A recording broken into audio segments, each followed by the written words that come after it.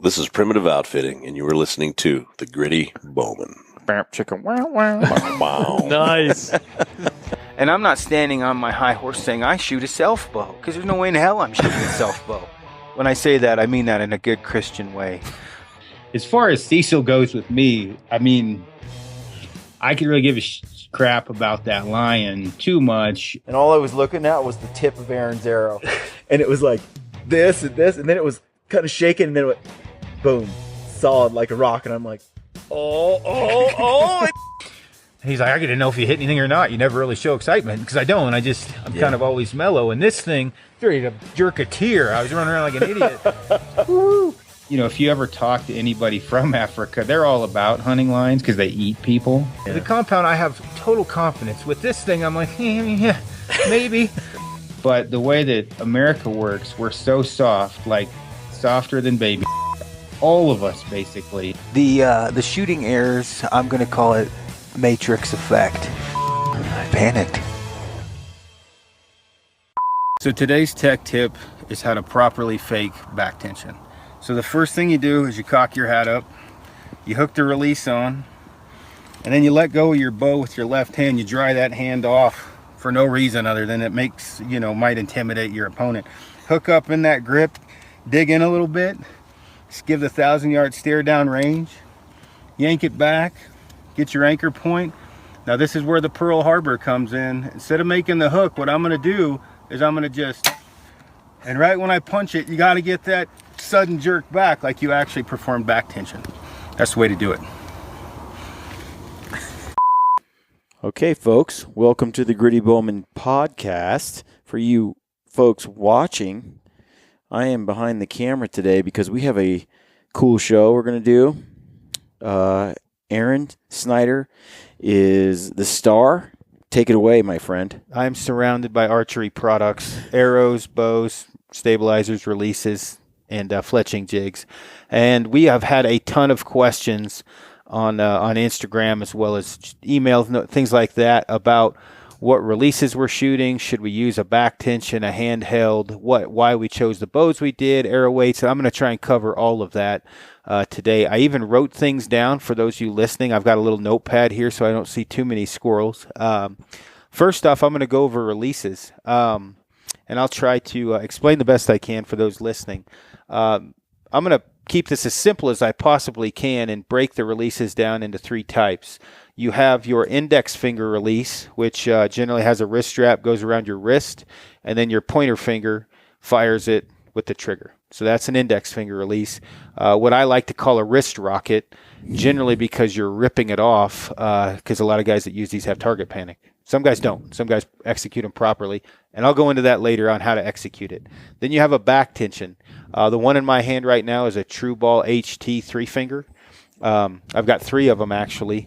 And then you have a thumb button release, which I don't have in my hand because I do not execute one very well. But a thumb button release basically has a barrel. You hold it in your hand, it has a barrel coming off of it, and instead of using your index finger to fire it, you fire it with your thumb. Now, as far as how to execute each one, I'm going to go over the wrist rocket first. And this is what most hunters use predominantly, I would say, is a wrist rocket. Anybody getting introduced into archery is generally going to get introduced with a wrist rocket release from your local pro shop. Now, with the wrist rocket, I like to get mine way back in my hand. And the reason for that is I like to dig in real deep with my index finger when I fire this. Now, the reason for that is when you punch it or when you execute it, it's not as violent of a punch. And when you execute it correctly, which I'll go over in a second, you need to have that hook over it. So most people, when they shoot one of these, when they haven't been taught correct form, they just kind of Pearl Harbor the crap out of it. They kind of sneak up on it and just wham and hit it. If you watch somebody at the range, I call it Pearl Harbor. There's a karate chop. There's a lot of there's some of them I can't say because they're not as clean, and Katie will yell at me. But the general idea, when you have target panic, if you know how to execute it, your pin's kind of floating around, and when your pin's kind of towards the center, you just hit it. So what you want to do is get that wrist real short. Get the wrist strap relatively tight but comfortable. Shorten the shank as much as you can. Most index fingers have the hook set back, and that'll allow you to have a little bit longer draw length. But here is the correct way to fire one of these bad boys in the mind of Aron Snyder. I can't get it under my jaw like I want to, but I put my knuckle underneath my ear, kind of cupped in my jawbone here. That's one of my anchor points. I get this hook just like this, and I have my trigger. I don't set my trigger up hot. I have it set up relatively stiff. Most guys that have their trigger set up hot, I say most, I hate to categorize. A lot of guys that do that have target panic. And that can lead to mild target panic into very like catastrophic target panic. I'll go over to target panic later, but you make this hook, you dig in deep, and you see you've got a little bit of flex in that release on your wrist. It'll pull up your wrist a little bit, and your hand will pull away from your arm, basically, where your wrist is at. And you want that, because when I get back and I make that hook and I curl it in real deep, I don't have to worry about the release firing off because it's set stiff. I make that hook. When I get to my anchor, I'm really just pushing and pulling, and as I push and pull, that hook is not moving. That hook is static. The release is moving, and then the release moves away or up my hand and my wrist flexes. That moves the trigger into my finger, and that fires it off. Yeah, so Aron, I'm afraid that's not quite how I do it. No.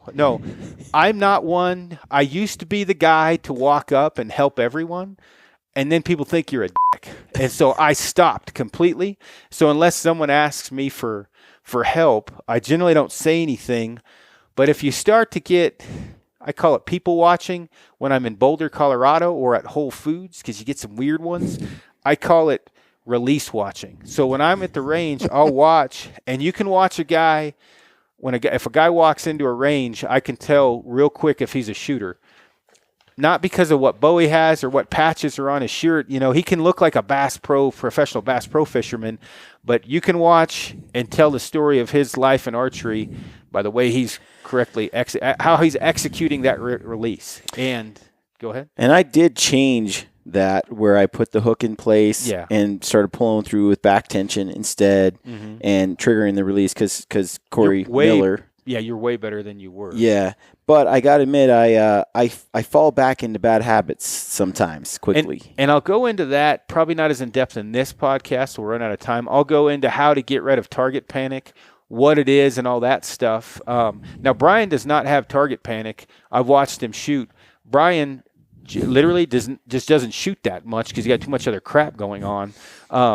Because it's not like Brian holds low. Brian doesn't just have a straight up spastic attack. He aims for a long time and he hits the trigger. Now, as you grow in archery, you're going to learn more and more and be able to discipline yourself to do certain things. Now, when you aim, you're generally, you draw back, and I'm trying to make this quick, so this is very, very this is shortened. But when you aim, your pin, depending upon what kind of issues you already have, pre-existing problems, your pin should just kind of float around the dot. So I don't know if you can see, you've got a circle, and if this is at 20, you're kind of going to do a figure 8. It's just kind of bounce around, and you want to just keep looking at the target. You want to look through your pin, or I do, and just keep looking where you're aiming. And as you're doing that, you've got that hook, and you're just pushing and pulling. Where the discipline really comes in is knowing you do not have control to hold it in that dot all the time. That's where it gets really squirrely, amongst many other things. So what I do, or one of the things that I've been able to discipline myself to do, is whether it's 40 yards or 140 when I shoot a back tension, and I'll go over that in a minute, I just keep looking at where I'm aiming and just keep correctly executing the shot.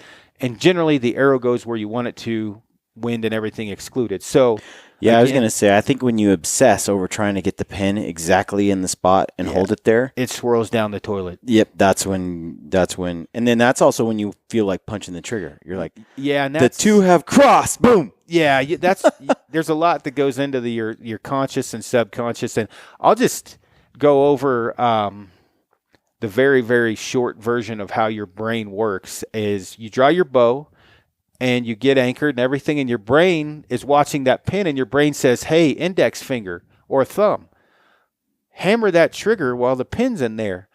And then you do, and their brain says, oh no, you just punched the trigger, grab your bow. And that happens in just a split second. And actually, you can, before that, you're fast enough before that arrow leaves the rest, or even before you even hit the trigger, your brain is saying, punch it, and it's even saying at the same time, oh no, grab your bow, and everything goes to hell in a handbasket. That is a lot of reason why people miss large animals, is because everything happens at once and they just spaz out. Well, Joel Turner, I remember when I went to his Iron Mine shooting camp, he said that when it all falls apart, you mess up in the half a second before the shot goes off. You can, and everybody works a little different, but he's right. Predominantly, most people. Now, for me, and I've been real lucky. I haven't wounded a lot of animals. I've been able to hold my crap together. And obviously, this is excluding your bow making noise or, other technical issues. But when an animal comes in, I draw, and immediately I make that hook. And the entire time I've got pressure. But until I'm ready to shoot, once that, like if I grunt on a deer or if I stop on a cow call, now this is best case scenario. Most of the time you just punch the trigger anyway and nothing is executed correctly. But if you practice all year long correct form, your punch is not as bad, meaning it doesn't affect everything as much. But I'll go, and I'll stop, and that's when I'll really push and pull. Now, I may hurry through that more, but I try and do that when the animal comes through, once I've stopped it. Now, when you go to a back tension release, and we've had a lot of questions, because I hunt with a back tension. Now, this is a True Ball HT 3-finger, and I set up 3 to 5 of these at one time. I've got a little... I can't call it what we all call it. I've got a little bag that a fanny pack, Aaron? Is it a fanny pack? No, I can't say the word because we're politically correct. It's a something bag. Anyway, these are all inside of it, and I'll either have different thicknesses of clicker, meaning they're milled out to where one's harder to pull through than the other, which is kind of cheating. Generally, what I'll do is I'll set all these up at different speeds, and one of them is set up to where it will not go off at all, and that will keep you extremely honest. And what that does, Joel Turner, he talks about this a little bit, having the ability to let down. If you have a release that won't fire, which is horrible to see when guys just let go of it, and guys have target panic that bad that instead of ripping it off, if you have one that won't go off, they'll just let go of that bad boy and it'll break, crap, fly off. So anyway, I set them at different speeds, and most of the time when I'm really buckling down, no clicker, just straight up half moon cam. So what I do with this one's on a clicker. I draw back and I shoot them pretty hot. So I draw back pretty much with one finger, so it's real far forward. So just so there's a lot of people that are listening, and you may want to just tune into the video version of the podcast. So I'm shooting a 3-finger back tension release, meaning it works on like a half moon cam, more or less.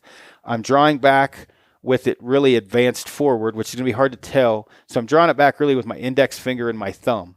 And then when I anchor, I just kind of gently rest those. And as I go through my shot sequence, once I'm about on the dot is generally about when my release clicks. And I'll just basically rotate it back until it clicks. Once that click happens, that's kind of like my closed loop, as Joel calls it. And my brain works differently than a lot of people's. But once the click happens, I basically start my final shot execution. I'm letting my pin float.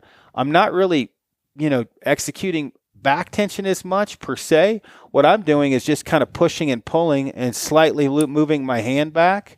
And as I do that, I'm letting that pin just kind of float around, and eventually it just dumps off the cam. Now, the reason why I set up multiple speeds on different ones is you can memorize one. You get real comfortable with one, which defeats the purpose of a surprise release. Now, I did a short video, or Brian did one of me shooting, and it really showed I can operate one, without, at the risk of sounding overly arrogant, I can operate a back tension pretty well with correct form. And what you don't want is a dead shot. And you get dead shots with index finger releases a lot. You don't want a dead shot with anything. What's a dead shot? I'll go over it. When I shoot and I operate it correctly, I get the click, and I'm aiming, pulling, and boom, straight back. My bow arm straight out, my right elbow comes straight back. That is correct. Now a dead shot, and we'll obviously do another one of these out, on the range where you're seeing it more in a different video. A dead shot is just where you rip it off and you do that, and my hand doesn't go anywhere.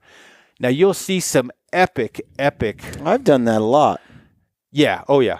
Well, and you'll see, and I've made jokes about it. I don't get away with it with the Hoyt like I did Yeah. with some other bows I owned. Yeah. Well, when you see a guy rip it off and then do that magical kind of this, which I've made jokes about how to fake a correct execution. You'll see guys do this on the line, especially with index finger releases. They're going to get up there and they rip it off. And the moment they rip it off, they go and they fling their arm back like they have actually correctly executed some back tension. Now, as far as without going into great depth anymore of this, do you want to hunt with one of these? You have to have your stuff wire tight to hunt with a back tension. I killed 3 animals 2 years ago with a back tension. I shot that big bear. I shot 4, a couple elk and a mule deer. What I didn't shoot was one of the largest mule deer I've ever seen. And I think I would have pulled it off with a wrist rocket because I could have punched it off. The problem was I was at so high altitude and I'd ran so far and the animal was so big. When I got on that animal, I'm trying to push and pull and my heart's pounding so hard, it's bouncing around and I'm trying to execute the shot correctly. And I don't know where the pin is because it's moving so much, where with a wrist rocket, I could have done what you're not supposed to do. And when it crossed the lungs, just hammered the crap out of the trigger and just Pearl Harbored it. But if you do hunt with one of these, you definitely don't want to do it without a lot of thought going into it and a lot of practice going into it as well. With mine, again, I'm fairly confident with one of these because if you're going to hunt with one of these and you're going to punch it anyway, you might as well not shoot one. Meaning, if the first animal gets in front of you and you do one of these jobbies and just rip it off, you get a lot more oscillation or your string does some pretty crazy stuff when you dump off a hinge compared to when you punch off an index finger release. So if you're not going to execute one of these correctly, just don't use one. I've heard a lot of guys, love to shoot with those, but when they hit the woods, they move to the wrist rocket. Yep, and I'll go over that in a minute, and that's 100%. That's what a lot of times I'll do that. And what that does is it helps if you're operating it correctly in practice over and over and over and over. All it does is transfer over in that heat of the moment.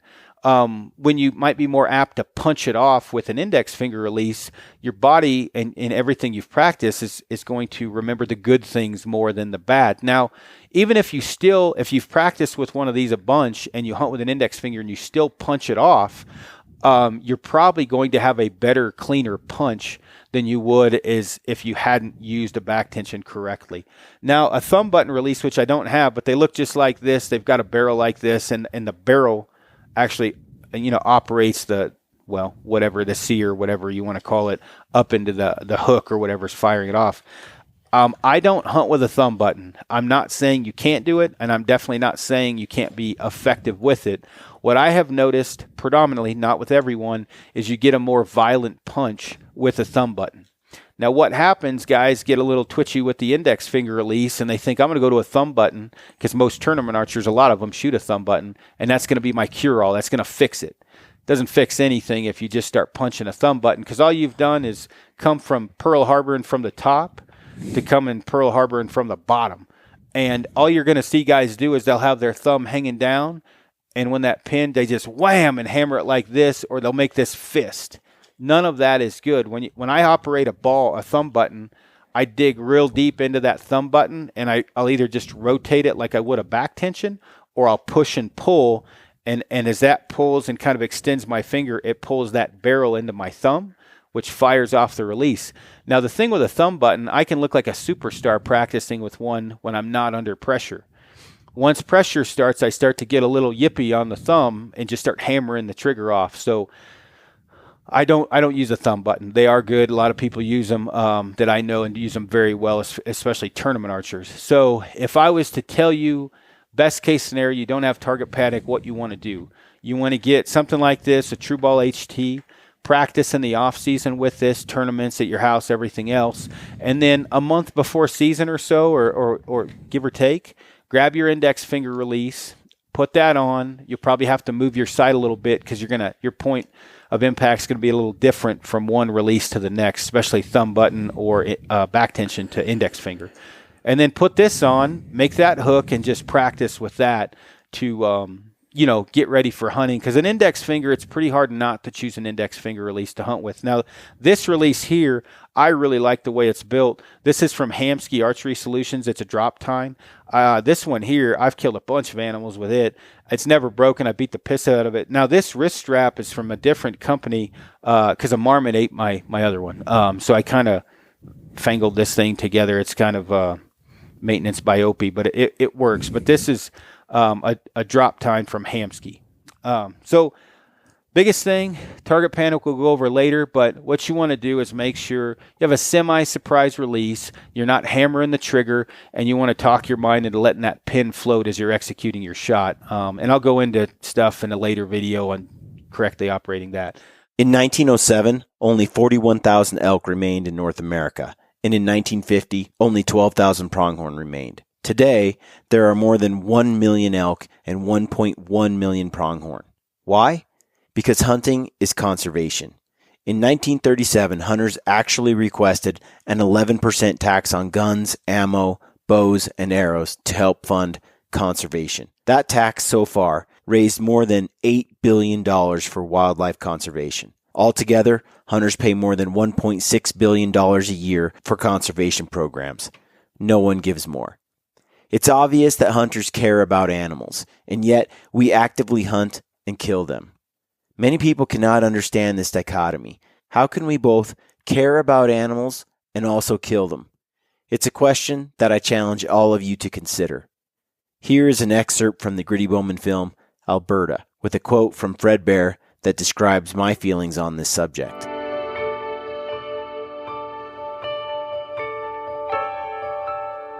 The first shot on this buck was fatal, and it cleanly pierced his vitals, but he didn't go down. I hate to see animals suffer, and when possible, I will always shoot them again if I have the opportunity. I have tremendous respect for this buck and his will to survive. He didn't go down easy, and I have mixed emotions about that. At times like this, I am reminded of a quote by Fred Bear, which somewhat describes my thoughts on this matter. Quote, "I have always tempered my killing with respect for the game pursued. I see the animal not only as a target, but as a living creature with more freedom than I will ever have. I take that life if I can, with regret as well as joy, and with the sure knowledge that nature's way of fang and claw and starvation are a far crueler fate than I bestow. I do not hunt for the joy of killing, but for the joy of living, and the inexpressible pleasure of mingling my life, however briefly, with that of a wild creature that I respect, admire, and value." We can argue as much as we like, but the fact is, hunting is man's oldest and most successful try at life. Every human being is alive today because our ancestors hunted. So it's a relatively new phenomenon for people to regard hunting as a cruel and frivolous activity that has no worth outside of personal gratification for the hunter. The funny thing is, hunting has increased my appreciation for wild animals and wild places, not decreased it. And as I watch society lose its ties to wildlife and conservation, I feel my bond with nature grow ever stronger in direct correlation to my time spent hunting.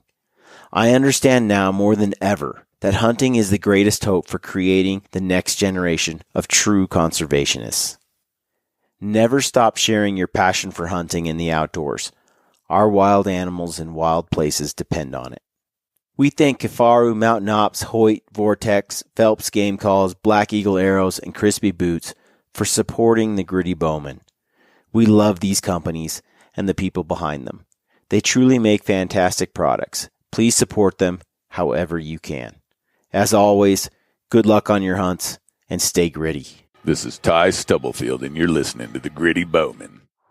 Gritty Bowmen.